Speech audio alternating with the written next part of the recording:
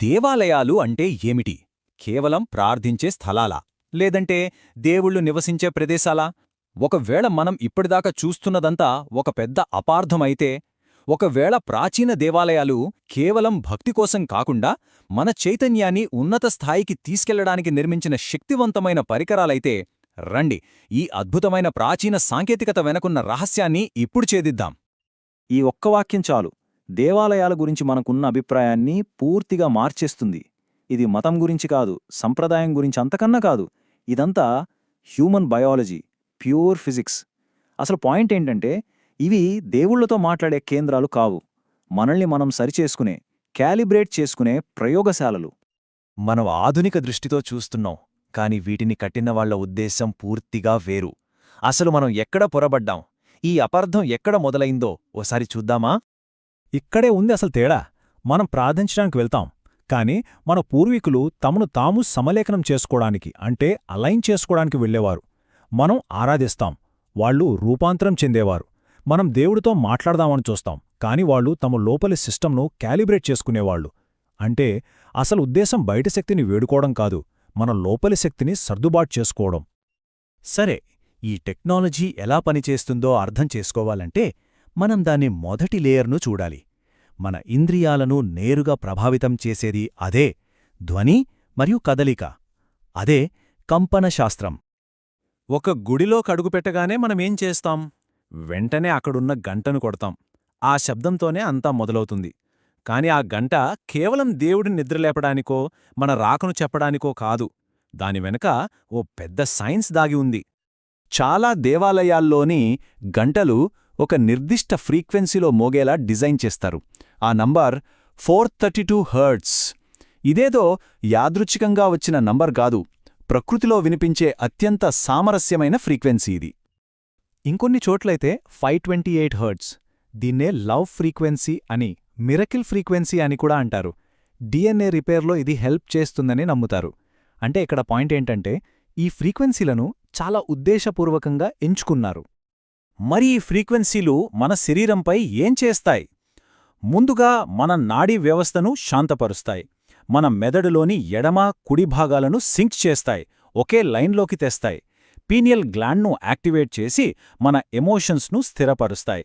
సింపుల్గా చెప్పాలంటే గంట మోగించడమంటే మన సిస్టమ్ను రీబూట్ చేసుకోవడమే. సరే, ఇప్పుడు మరో విషయానికి వద్దాం. ప్రదక్షిణ అంటే గర్భగుడి చుట్టూ సవ్యదిశలో తిరగడం. ఇదేదో భక్తితో చేసే నడక అని చాలామంది అనుకుంటారు. కాని ఇది కూడా ఒక టెక్నికల్ ప్రాసెస్. మనమలా సవ్యదిశలో నడుస్తున్నప్పుడు నిజానికి మన శరీరం 3 వేర్వేరు ఎనర్జీ ఫీల్డ్స్తో అలైన్ అవుతుంది. మొదటిది భూమి యొక్క సహజ అయస్కాంత క్షేత్రం. రెండోది అక్కడ నిరంతరం చదివే మంత్రాల వల్ల పుట్టిన వైబ్రేషన్స్. ఇక మూడోది, అన్నిటికన్నా ముఖ్యమైంది, గర్భగుడి నుంచి వచ్చే ప్రధాన శక్తి. చూసారా, అది కేవలం విగ్రహం చుట్టూ తిరగడం కాదు, ఒక పవర్ఫుల్ ఎనర్జీ ఫీల్డ్లో మనం తిరుగుతున్నామన్నమాట. సరే, ఇప్పటిదాకా బయట ఉన్న వాటి గురించి మాట్లాడుకున్నాం. ఇప్పుడు ఆ దేవాలయం యొక్క గుండెకాయ దగ్గరికి వెళ్దాం, దాని కోర్ రియాక్టర్ దగ్గరికి. మనం గర్భగృహం అంటాం గదా, అది పూజలు చేసే గది మాత్రమే కాదు, అదొక పర్ఫెక్ట్ రెజొనెన్స్ ఛాంబర్. అంటే సౌండ్ మరియు ఎనర్జీ వేవ్స్ని ఒకచోట కేంద్రీకరించి వాటి శక్తిని పెంచేలా డిజైన్ చేసిన ఒక ప్రత్యేకమైన గది. ఈ గదిని కట్టడానికి వాడిన మెటీరియల్స్ కూడా స్పెషల్. గ్రానైట్, క్వార్ట్జ్ లాంటి రాళ్లు, కొన్ని ప్రత్యేకమైన లోహాలు. వీటినెందుకు వాడారంటే వాటికి ఫ్రీక్వెన్సీని పీల్చుకుని, దాచుకుని అవసరమైనప్పుడు నెమ్మదిగా విడుదల చేసే శక్తి ఉంది. అచ్చం ఒక న్యాచురల్ బ్యాటరీలా పనిచేస్తాయన్నమాట. ఓకే, ఎంత పవర్ఫుల్ రియాక్టర్ను కట్టేశారు, కాని దాన్ని ఆన్ చేయడం ఎలా? దానిక్కూడా ఒక ప్రాచీనమైన పద్ధతి ఉంది. దాన్నే ప్రాణప్రతిష్ఠ అంటారు. ఈ ప్రక్రియతో ఒక సాధారణ శిల్పం ఒక సజీవ శక్తి కేంద్రంగా మారుతుంది. ఇది చూడ్డానికి మతపరమైన వేడుకలా అనిపించినా దీని వెనుకున్నది ప్యూర్ ఎనర్జీ ట్రాన్స్ఫర్ టెక్నాలజీ. ఈ ప్రాసెస్లో మొదటి స్టెప్ ఏంటంటే, రోజుల తరబడి, కొన్నిసార్లు వారాల పాటు నిర్దిష్టమైన మంత్రాలను ఒకే శృతిలో, ఒకే లయలో కంటిన్యూస్గా జపిస్తారు. అప్పుడు ఒక అద్భుతం జరుగుతుంది. ఆ మంత్రాల నుంచి వచ్చే సౌండ్ వేవ్స్ గాలిలో కలిసిపోకుండా నెమ్మదిగా ఆ విగ్రహం లోపలికి, దాని అణువుల్లోకి ఇంకిపోతాయి. మొత్తం శక్తి ఆ రాయిలోనే లాక్ అయిపోతుంది.